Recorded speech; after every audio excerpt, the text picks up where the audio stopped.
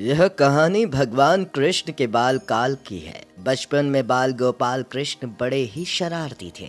आए दिन कृष्ण कन्हैया की शरारतों की वजह से नए नए उलाहने रोज यशोदा मैया के पास आते रहते। इन्हीं उलाहनों से तंग आकर एक दिन की बात है, जब यशोदा मैया छड़ी लेकर कृष्ण भगवान के पीछे दौड़ पड़ी थी और माँ मैया की मार से बचने के लिए भागते भागते कृष्ण एक कुम्हार के घर घुस गए। उस वक्त कुम्हार अपने काम में व्यस्त था, पर जब कुम्हार की दृष्टि भगवान पर पड़ी तब वह बड़ा ही प्रसन्न हो उठा। तब कृष्ण बोले, कुम्हार जी, मेरी मैया बहुत क्रोधित है और छड़ी लेकर मुझे ढूंढ रही है। कुछ समय के लिए मुझे कहीं छुपा लीजिए। कुम्हार जानता था कि श्री कृष्ण भगवान के अवतार स्वरूप हैं। उसने तुरंत कृष्ण जी को एक बड़े से मिट्टी के घड़े के नीचे छुपा दिया। कुछ समय पश्चात जब यशोदा मैया ने वहां आकर पूछा, क्या रे कुमार, क्या तूने मेरे कान्हा को देखा है? तो कुम्हार ने जवाब दिया, नहीं मैया, मैंने नहीं देखा है। कुमार और यशोदा मैया के बीच हो रहा संवाद भगवान श्री कृष्ण गौर से सुन रहे थे। फिर जब माता यशोदा वहाँ से चली गई तब कान्हा बोले, कुमार जी, मेरी माता यदि चली गई हो तो मुझे इस घड़े से बाहर निकाल दीजिए ना। तब कुमार मुस्कुरा कर बोला,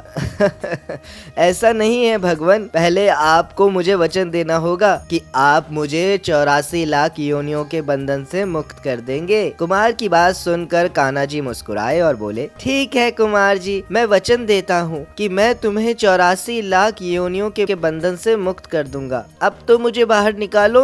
कुमार बोला, मुझे अकेले को नहीं प्रभु, मेरे पूरे परिवार को भी 84 लाख योनियों बंधन से मुक्त करने का वचन दीजिए, तो ही मैं आपको घड़े से बाहर निकालूंगा। इस पर कृष्ण जी बोले, ठीक है भैया, मैं उन्हें भी 84 लाख योनियों के बंधन से मुक्त करने का वचन देता हूँ, अब तो बाहर निकाल दो।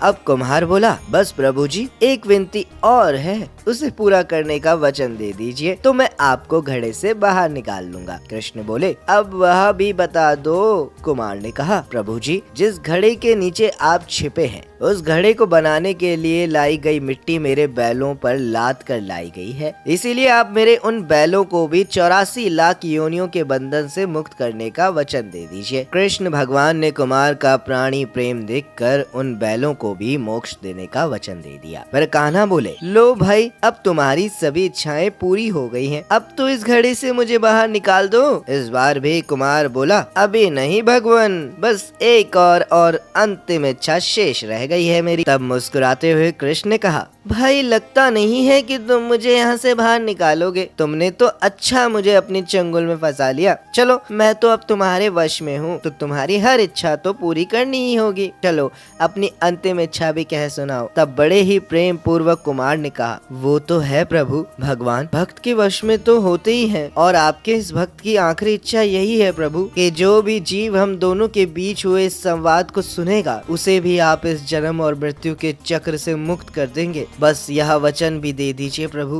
तभी मैं आपको इस घड़े से बाहर निकालूंगा। इस तरह कुमार के निर्मल मन की सच्ची प्रेम भावना देखकर कृष्ण भगवान अति प्रसन्न हुए और उन्होंने कुमार को तथास्तु कह दिया। फिर जाकर कुमार ने बाल कृष्ण को घड़े से बाहर निकाला और उनको साष्टांग प्रणाम करके उनके चरण धोए, साथ ही प्रभु के चरण अमृत पी करके अपने पूरे घर में उसका छिड़काव भी किया। फिर अंत में कुमार ने कहा, प्रभु, सच में श्री कृष्ण की भक्ति 84 लाख योनियों से मुक्ति प्रदान करने वाली है। आपकी भक्ति कर मैं धन्य हो गया प्रभु। इतना कहकर कुमार श्री कृष्ण के गले लगकर इतना रोया कि उनमें ही विलीन हो गया और मोक्ष को प्राप्त हो गया। बोलो जय श्री कृष्ण।